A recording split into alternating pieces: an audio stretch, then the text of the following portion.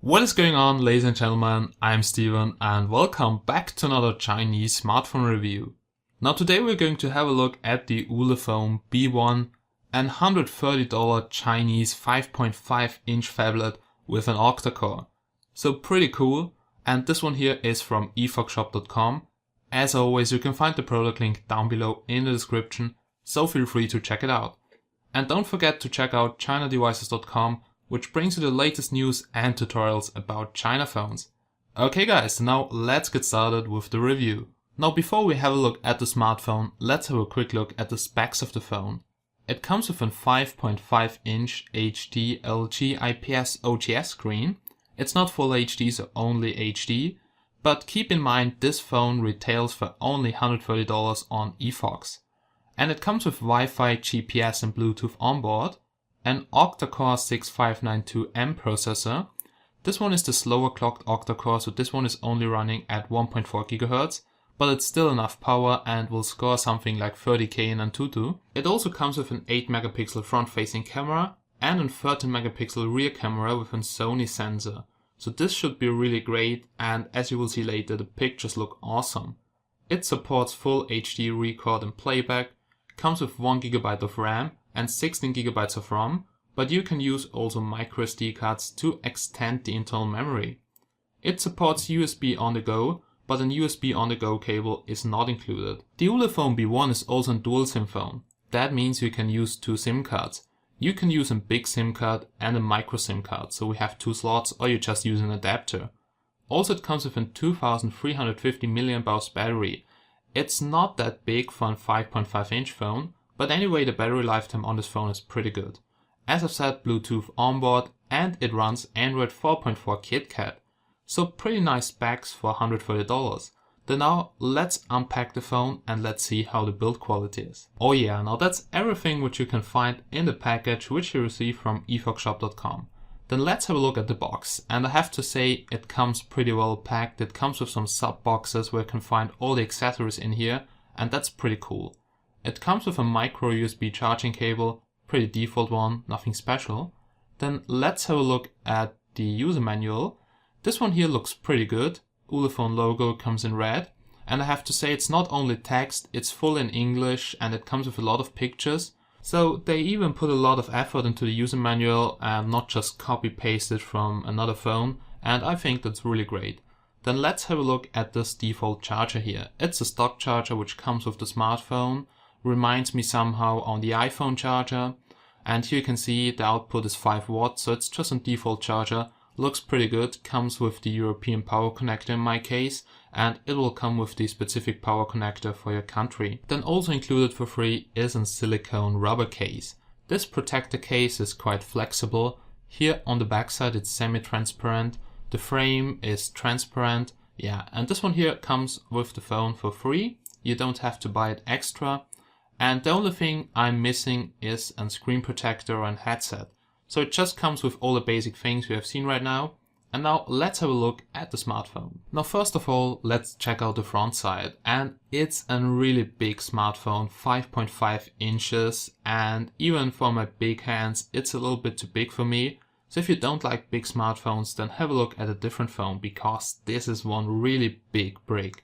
Everything made out of plastic, here the top, the bottom, the frame. And yeah, it only retails for $130, so the whole body is made out of plastic. Then let's have a look at the details. Now here at the top of the front side, you can see a lot of sensors, the front camera, and also that plastic thing here with a lot of holes. I guess that's for the speaker or some kind of design, because also at the bottom you have the same holes here in the frame. Everything made out of plastic. Then here we have the front camera. It's an 8 megapixel front camera. We have the speaker in the middle, and left from the speaker there should be a notification LED, and right from the speaker there are sensors like proximity and light sensor. All in all, it looks pretty good, even though it's plastic. Now if you check out the bottom side of the smartphone, you can see that bumper once again with the holes in the frame. We have here capacitive buttons like the back button, home button and menu button. And I have to say, this time the backlight looks pretty good, But yeah, I don't like the design of the capacitive buttons, but that's just my personal opinion. Frame also feels good, glass looks good, no gaps, no spaces, so let's have a look at some other side.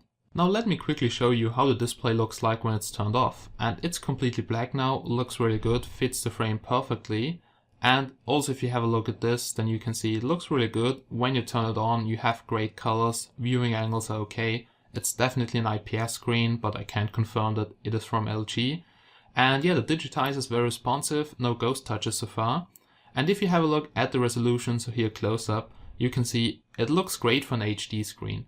It's 5.5 inches in just HD resolution, but I have to say it doesn't look bad at all. And for the price, definitely okay. Also some great viewing angles and colors. And you will later see a little video playback so you can see how good videos look on this device. At the bottom of this device you will find a micro USB charging port to charge the smartphone. And also right from the USB charging port you will find a little hole, and this is the bottom microphone for doing calls or something. And you will see everything here made out of plastic. We have here a little chrome bumper, so this actually looks like metal or something, but this is also plastic. So the whole body, everything made out of plastic. Then let's have a look at the top side. Here on this side you will find a 3.5mm headphone jack to connect an headphone or headset. And here once again you will see a chrome bumper or something, but this is actually plastic again. Then also you can see the frame, and you will see that the volume buttons are located on the left side of the frame. So let's just have a quick look at this. And there you will also see this little gap between both case parts, and this is because the back cover is removable. And yeah, the gap here you can definitely see it, so it looks a little bit strange, but anyway, the back cover is removable. Here we have the volume rockers, volume up and down. This button looks like metal but is also plastic. And yeah, the phone looks pretty slim and also feels pretty good for such a big smartphone. Now I have just checked the dimensions, and this phone is just 8.3mm thick. Then on the right side of the smartphone you have the power button. Once again looks like metal but is plastic. And yeah, you can see the gap here once again, but here you can also see a little slot to use your fingernail to remove the back cover. So you can do this easily with your fingers. So I will do this right now, just remove the back cover, and then we can have a closer look at the internals of the smartphone. But before we do this, let's have a look at the back side. And the back side, plastic again, looks pretty good. Here the Ulefone logo in chrome. Right under the logo we have here a sticker which tells you how to remove the back cover. Actually pretty easy with your fingernails. Here at the bottom we have the speaker grid. It's pretty big, but the speaker is pretty small and located at the left side. Then let's go up here, and here we can see the LED flash, and as always it's not too bright. I mean, it's okay to use it as a flashlight or something, but for photos at night it's not that good. Then here you can also see the back camera. It's a 30-megapixel camera with a Sony sensor. Okay, so basically that's it, that's the back side, and now let's remove the back cover. You can do this easily with your finger, and the back cover bends a lot, but don't worry, it won't crack. And here you can see the internals and the battery. First of all, let's remove the Ulefone battery, which should have 2250 mAh. So let's get it off the phone. And let's just have a look at this. Here we can see the model number once again. We can see both EMAs because it's a dual SIM phone. Here at the bottom we can see the 3D sound speaker, so you see it's just located here at the left side. We can also see here the antenna layout, so here you can see the antenna loop, and I guess this is maybe for GSM.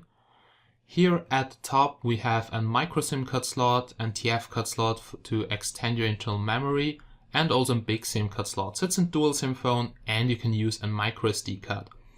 Then also here the battery contacts, the LED flash and the 30-megapixel rear camera. And here another antenna which is probably Wi-Fi, Bluetooth or something. Okay, so that were the internals, and now let's have a look at the battery pack. Now here you can see the Ulefone 3.8 volt lithium ion polymer battery pack. Sorry, it was my fault, it's a 2350 mAh battery and not only 2250. The battery weighs a lot and it's also pretty slim, so I definitely think it also has this capacity. So that's pretty okay. It comes with a serial number, so the battery pack looks pretty good.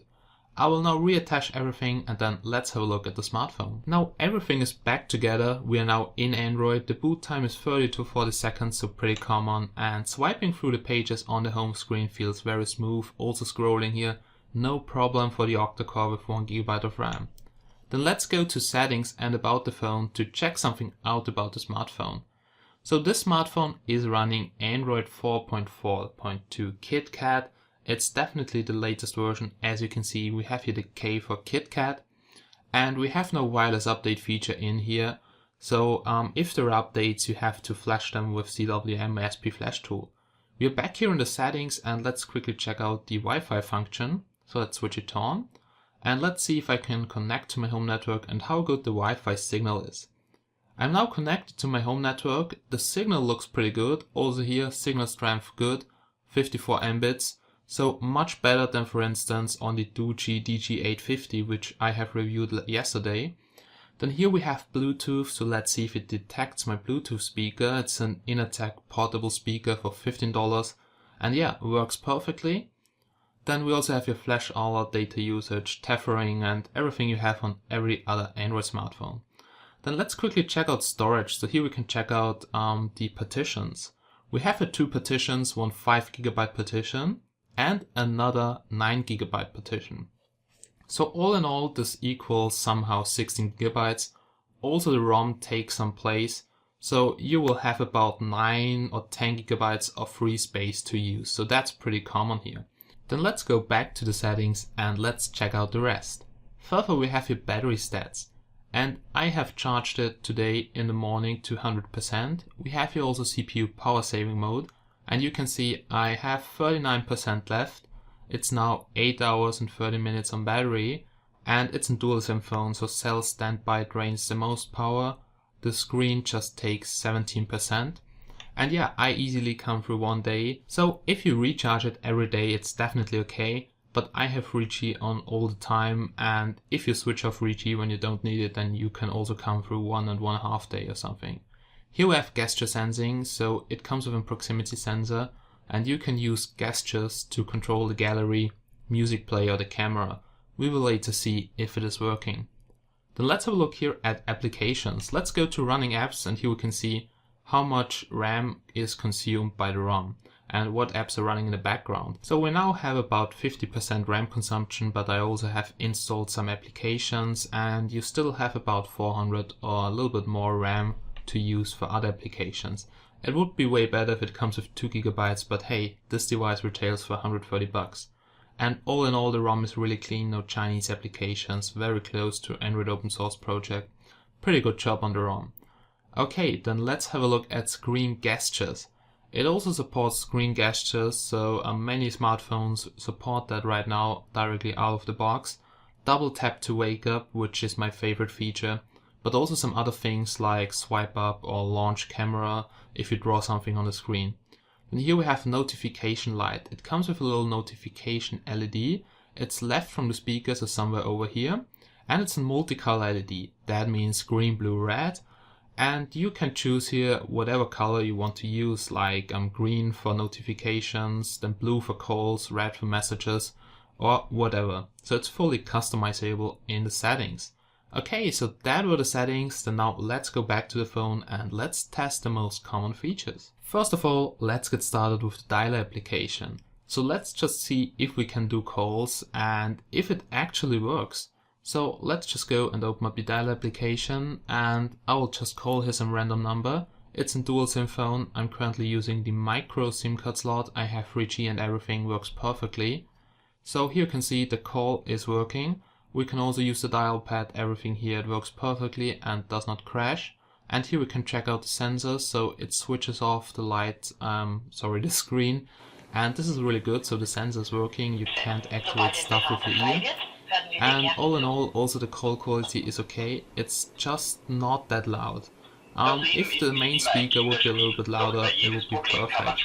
But anyway, the normal speaker is okay, and I have to say it works perfectly here in my country. But please double check the frequencies before you buy a China phone to see if it's supported in your country. Let's have a look here at the messaging application. It's a 5-point capacitive touchscreen. That means multi-touch, not a problem. You can type even with 5 fingers and there are no ghost touches like on other phones. So for now I'm using it now for 3 days and I haven't seen any ghost touches on the smartphone. Okay, then here we have the browser application, and I have to say I'm just using the default browser and no issues with browsing the web. I'm now currently in Wi-Fi, so this is my Wi-Fi connection. But anyway, it doesn't crash or something, it loads the pages. I have 3G in my country, so please double check the frequencies before you buy the smartphone, because otherwise you maybe won't have 3G.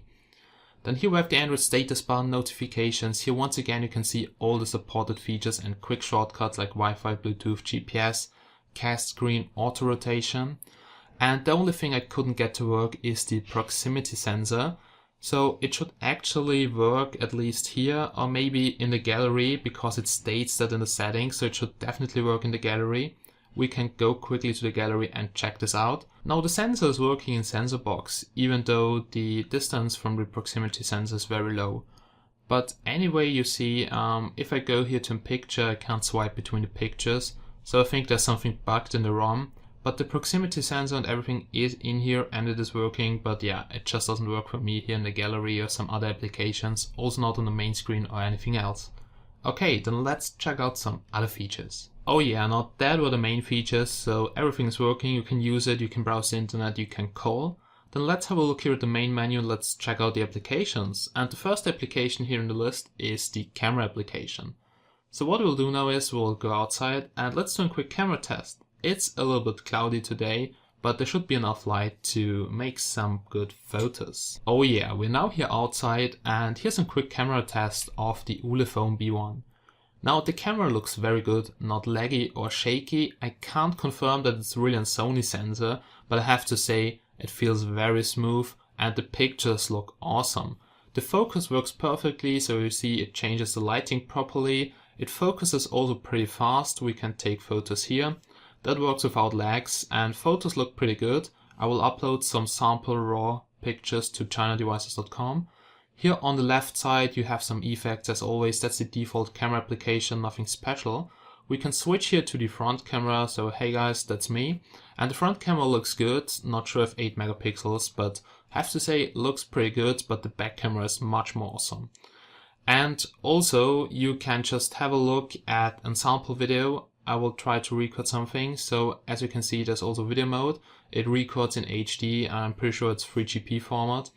But anyway, I will upload a sample video now and you can see the video quality is awesome. Very good for a $130 phone. If we go here to settings and picture size, we can see we have 30 megapixel in 4:3 and 16:9 mode. So I start to believe it's really a Sony sensor because yeah, it looks good, picture size on maximum here, video quality also. And now you'll see a sample video because the video quality on this device is awesome for a $130 device. Gib's ein bisschen Gas im Leer, oder? Nein. Komm, das filmen nicht. Komm, gib's ein bisschen Gas. Brumm.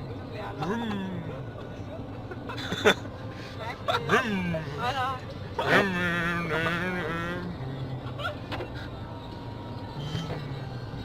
That's a race car, guys. Lach nicht. Oder? Ich glaube, der will einer ein bisschen auf die Schnauze haben.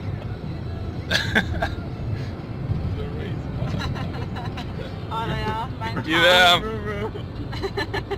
mein Car fährt wenigstens nicht gegen irgendwelche Stangen. Hab ich recht, Stefan? Look at that speed, guys. It's awesome. We almost reached light speed. So have you seen that movie quality? That's just awesome. And I have to correct myself, it records in MP4. So that camera is really good. Then here we can have a look at the compass application. And the magnetic field sensor is working. As you may know from my other reviews, north is to the left. And this works here perfectly. Not like on my iPhone clone for instance, which always showed the wrong position, but here it works really good. Then let's have a look at some other applications. You can see, because I have all the Google things here on the smartphone, that comes pre-installed with Google Apps. We can also test out here the flashlight, and here you can see how strong it is, and I would say it's okay if you lose your car key at night, but for taking really good photos at night, it's not really good. But anyway, it's like this on the most smartphones. Just on my Galaxy S5 the flashlight was really awesome. Okay, so let's check out the remaining stuff. And I have SuperSU on the smartphone, but it doesn't come pre-rooted. You have to root it on your own, so read back the ROM, install CWM, then flash SuperSU, and then you will have root access. But anyway, it's not that easy, and maybe one-click apps will fail. Then here we have the YouTube application, and what you will see now is a quick movie test to hear the speaker quality and see the movie playback quality.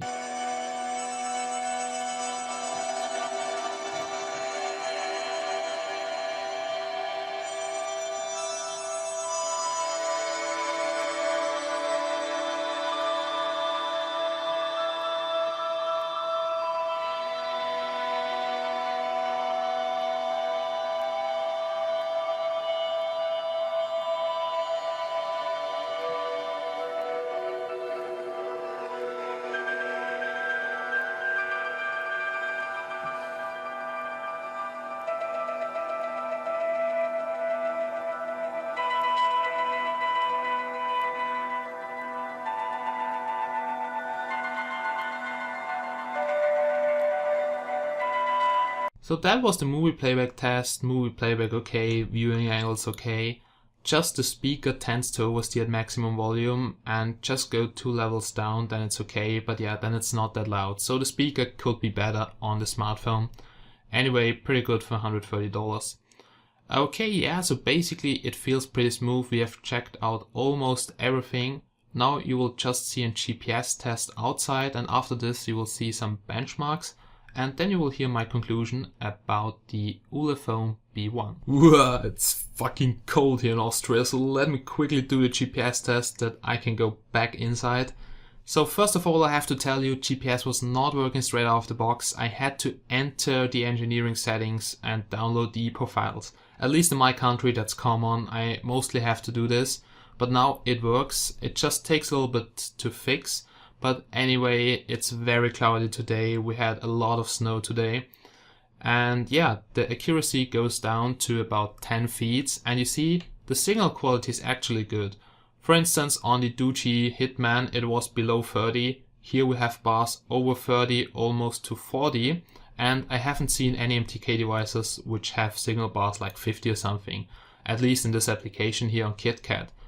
And yeah, looks kinda good, GPS is definitely working. If it's not working, do the GPS fix and then it will work for sure.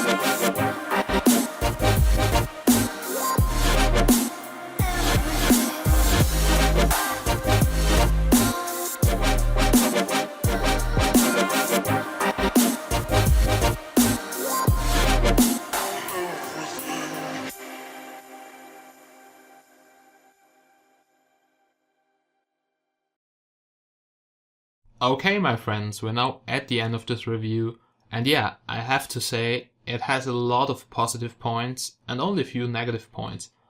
The first negative point is the proximity sensor was not working, and also I don't really like the design. It's way too big for me. That's just my personal opinion, and everything is made out of plastic, okay? But all in all, with the cover, when you attach it, it feels actually pretty okay. But it's way too big for my pants. I can't go around with this. It's a phablet. You have to like the design. And I have to say, for $130, it comes with an Octa core. That's awesome. The display is not full HD, but HD is enough on this device here. I have to say, it looks really sharp, and it won't look really much better on HD. Then also, the camera is damn awesome. Have you seen that video recorded in MP4, just like on my OnePlus One? And the quality looks really good. I really think it's a Sony sensor, and for $130 on eFox, that's pretty cool. So this is my first Ulefone. I have never heard of this brand before. I have never had one before, but I will probably buy one again, and let's see if there's another model which is as good as this model. But I can say, if you're looking for a phablet, which should have an Octa core, have a look at this device, because it's really great. And also the good thing is that you can remove the back cover, you can add SD cards, even though it's only 8mm thick. And also you can replace the battery. I'm not sure if they upgrade batteries, but maybe also order a second battery, because spare batteries for China phones are usually pretty cheap. And if you buy a phone, also buy a spare battery. That's pretty cool. Now you will find my written review down below in the description. Please just give me some time to upload everything. I will upload some sample pics. Those are raw pics, so you can check them with Earman View or something, and you can check out all the details on the pictures. Okay guys, so thank you so much for watching. Check out the link down below, it's efoxshop.com. Check out chinadevices.com, which brings you the latest news and tutorials about China phones. Okay guys, and thank you so much for watching, and have a nice day.